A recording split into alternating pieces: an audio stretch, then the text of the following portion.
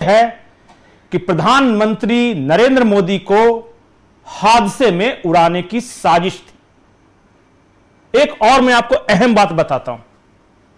एक अरविंद है, Twitter handle है उनका, अरविंद नाम से चलाते हैं। उन्होंने 6 दिन पहले यह बता दिया था कि उद्घाटन के वक्त या उससे ठीक पहले एक बड़ा धमाका होना है इसी पचपदरा रिफाइनरीज में। कोई भी जाके चेक कर सकता है उसे। 6 दिन पहले ही बता दिया था। हालांकि वो बहुत प्रेडिक्शन करते हैं, उनके प्रेडिक्शन बहुत लॉजिकल होते हैं और उनके प्रेडिक्शन सही होते हैं। उन्होंने ये प्रेडिक्शन कर दिया था कि जिस दिन उद्घाटन होना है उसी दिन एक बड़ा धमाका होगा और इसे हादसे का शक्ल दिया जाएगा। जरा सोचिए कि कितनी खतरनाक साजिश थी। मतलब एक ऐसी रिफाइनरी जहां पर देश के प्रधानमंत्री को आना है, उसे 24-25 घंटे पहले हाइड्रोकार्बन लीक हो जा रहा है, विस्फोट हो जा रहा है। 24 घंटे नहीं, सुबह आना था और शाम को, मतलब कुछ घंटे पहले। बिल्कुल। तो क्या इसका टाइमर सेट किया गया था?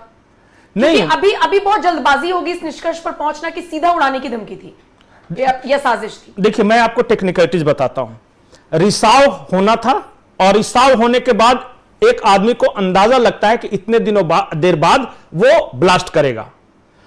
शुक्र यह रहा कि गर्मी बहुत तेज पड़ रही थी और इस गर्मी के कारण ब्लास्ट पहले हो गया। अगर टेम्परेचर कम रहता आसपास के एरिया का, वहां का वातावरण, तो यह विस्फोट बाद में होता। हादसे का शक्ल देना था इसे। और मैं बार बार यह बोल रहा हूं कि सरकार एनआईए को जांच सौंपती ही नहीं, बिल्कुल, अगर सबोटाज का एंगल नहीं होता तो। और सोचिए क्या होता ज्यादा से ज्यादा देश में। यह कह दिया जाता कि रिफाइनरीज का उद्घाटन करने गए थे, वहां गैस रिसाव के कारण ब्लास्ट हुआ और हमने अपने देश की धरोहर को खो दिया। इसके बाद क्या कर लेता कोई भी? जांच ही तो बैठती। और इसका मैं एक और आपको पहलू बताता हूं। यह रिफाइनरीज पचपदरा में है। इसमें कोई गिरफ्तारी हुई है अभी तक? अभी तो एनआईए गई है वो टीम अंदर। जो पहली नजर में बताया गया कि हाइड्रोकार्बन रिसाव था, तो रिसाव वाली जगह पे गई। होता यह है अमूमन कि जब कोई बड़ा वीआईपी गेस्ट उद्घाटन करने जाता है तो बंद कर दिया जाता है सबको, फिलहाल लॉक रहता है। लेकिन यहां पे यह पाइप खुला भी था और रिसाव हो भी रहा था। जांच का यह एंगल है। और देखिए, मैं बार बार एक चीज आपको बोलता हूं, किले का फाटक हमेशा अंदर से खुलता है। इतिहास गवाह है।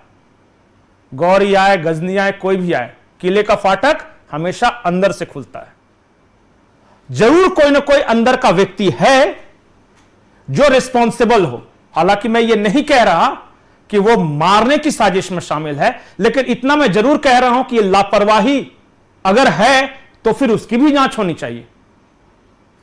आई गई नहीं बात हो जाए कि चलो जांच किया, जांच रिपोर्ट आ रहा है, वर्षों लग रहे हैं, बयानबाजी हो रही है। अमूमन हिंदुस्तान में ही होता है ना। अहमदाबाद में एरोप्लेन ब्लास्ट हुआ, क्या हो गया? उसकी जांच रिपोर्ट आ गई, मिल गई सजा, बड़ी बड़ी बातें तो हुई उस वक्त। और मैं आप ऐसे 10 एग्जाम्पल बता सकता हूं कि बड़ा हादसा हुआ है, किसी की जांच रिपोर्ट आपके पास आई है? बताइए, आई हो तो इस रिफाइनरी वाले हादसे की जांच रिपोर्ट आनी भी चाहिए और सार्वजनिक होनी भी चाहिए। और सरकार को यह भी जवाब देना चाहिए कि एनआईए को क्यों सौंपी जांच अगर सबोटाज का एंगल नहीं है तो। और यह इसलिए भी मामला खतरनाक हो जाता है कि पाकिस्तान बॉर्डर के बिल्कुल पास में लगा हुआ है। ये जो पूर्व विदेश मंत्री जसवंत सिंह के बेटे हैं मानवेंद्र सिंह, वो उस इलाके के सांसद हैं और वो आर्मी में है। उन्होंने कहा कि जैसे ही हमने दूर से यह आवाज सुनी, पहली नजर में हमें समझ में आया कि बड़ा हादसा हुआ है। राजस्थान के बलोतरा जिले के पचपदरा क्षेत्र स्थित रिफाइनरी में सोमवार 20 अप्रैल 2026 को आग लग गई। यह हादसा प्रधानमंत्री नरेंद्र मोदी के मंगलवार 21 अप्रैल 2026 को रिफाइनरी का प्रस्तावित उद्घाटन समारोह से एक दिन पहले हुआ। हादसे के बाद प्रधानमंत्री का दौरा स्थगित हो गया।